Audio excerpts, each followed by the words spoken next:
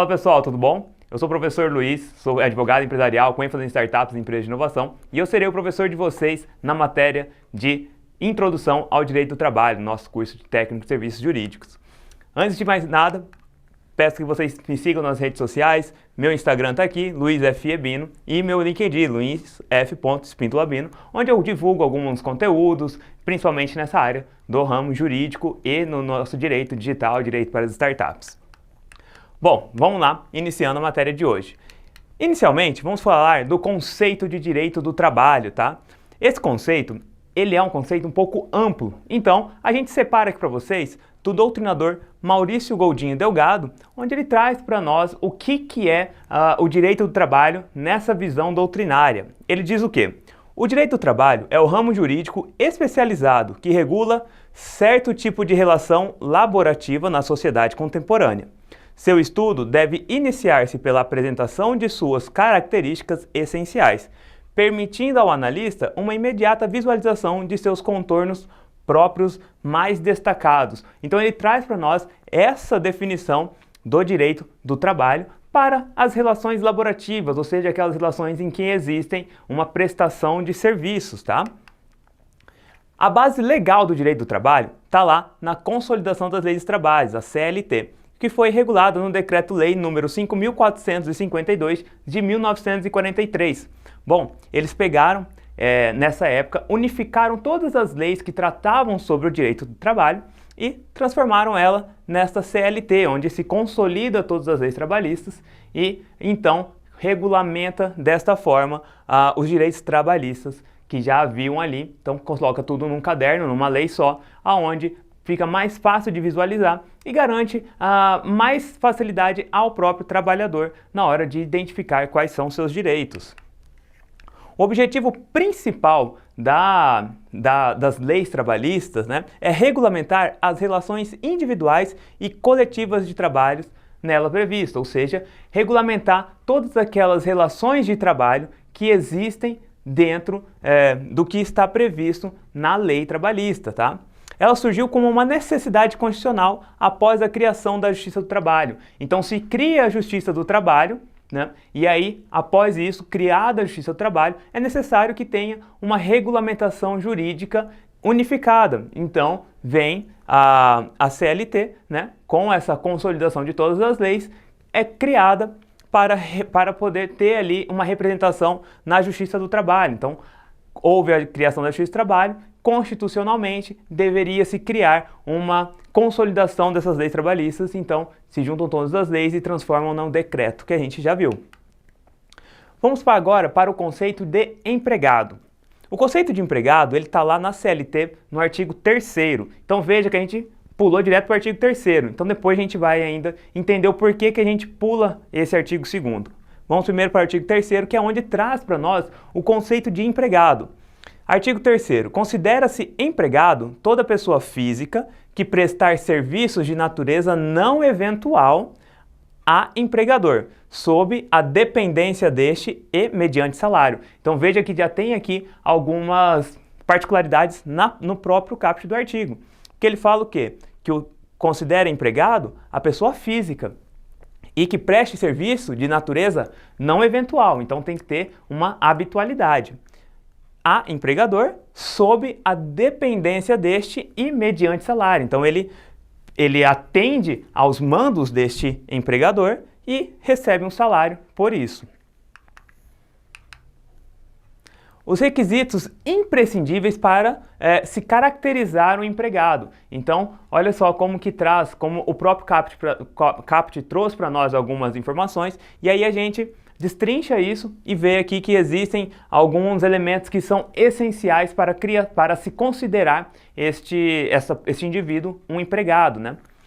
São 5 estes elementos, que é a pessoalidade, a habitualidade, a subordinação, o salário e pessoa física.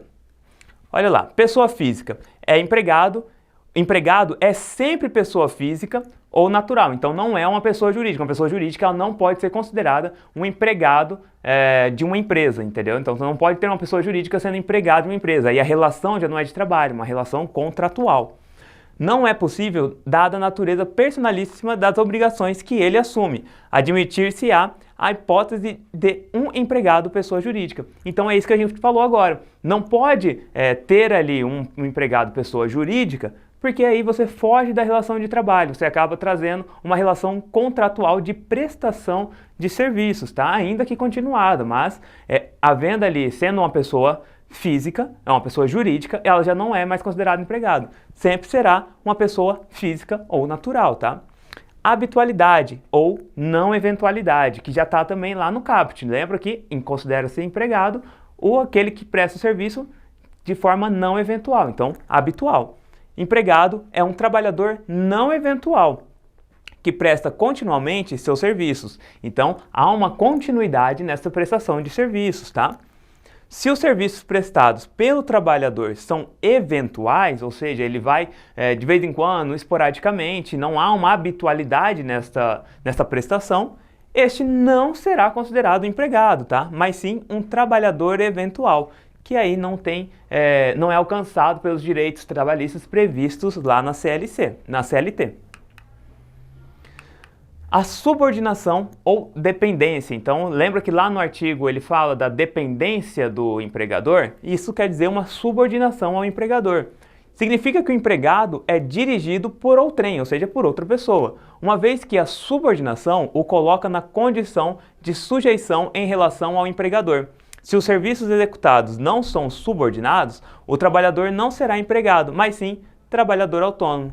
Então, se não há ali essa relação de subordinação, ele vira então um trabalhador autônomo. É necessário que ele atenda, tenha ali a dependência dos mandos, digamos assim, de alguém. Então, ele atende ao comando daquele empregador para então fazer desenvolver a sua função. A partir do momento que ele não necessita dessa subordinação, ele passa a ser considerado um trabalhador autônomo. E o trabalhador autônomo, ele não alcança ali as leis estabelecidas dentro da CLT, então não alcança aquelas regras da CLT. Salário. O empregado é um trabalhador assalariado, ou seja, ele recebe o seu salário, tá? Portanto, alguém que, pelo serviço que presta, recebe uma retribuição. Então, qualquer tipo de retribuição. Olha só, o salário pode ser em dinheiro, pode ser outro tipo de retribuição, porque a gente percebe aqui qual que é essa definição de salário. Então, o trabalhador assalariado, ele pode receber em dinheiro, em espécie, ou qualquer outro tipo de retribuição. Caso os serviços sejam prestados gratuitamente, e aí pela própria natureza, como um voluntário, ou então de finalidade cívica, uma assistência, uma assistência tanto social, religiosa. Então essas pessoas elas não recebem salários, né? E não são consideradas um empregado, tá? Não se configura essa relação de emprego quando não tem o pagamento de um salário. E aqui, voltando a essa questão de receber uma retribuição, que a gente tem que tomar muito cuidado, porque às vezes a pessoa trabalha, presta um serviço, habitualidade, atende todos os requisitos, mas ao invés de receber um salário em espécie, ela recebe, pode ser a moradia, recebe como se fosse trocar o serviço por aluguel. Então tudo isso, existindo uma retribuição, a lei ela entende que há uma relação de trabalho. Então, muito cuidado com esse tipo de relação, entendeu? Porque se haver ali qualquer tipo de retribuição em espécie, que a gente chama de dinheiro, ou então em qualquer outro tipo de retribuição, também toma muito cuidado para não se configurar aí uma relação de trabalho. E a pessoalidade. Pessoalidade é o seguinte, o empregado é o trabalhador que presta pessoalmente os seus serviços, tá? Então, o contrato ali é diretamente para aquela pessoa. O João foi contratado para desenvolver o serviço. O João não pode chamar o Mário, por exemplo, para poder substituí-lo no seu dia de trabalho sem que haja uma autorização do empregador. Então, havendo autorização, ok, mas ele não pode fazer disso um hábito, por exemplo, porque aí a relação de emprego muda. A relação de emprego, ela é pessoal. Então, é a empresa contratando o João. O João não pode se fazer substituir por outra pessoa, a não ser, claro, que haja autorização deste empregador. Bom, pessoal, por hoje é só. A gente finaliza aqui a nossa primeira aula do nosso curso de Introdução ao Direito do Trabalho. Eu fico aqui aguardando vocês. Até a próxima aula.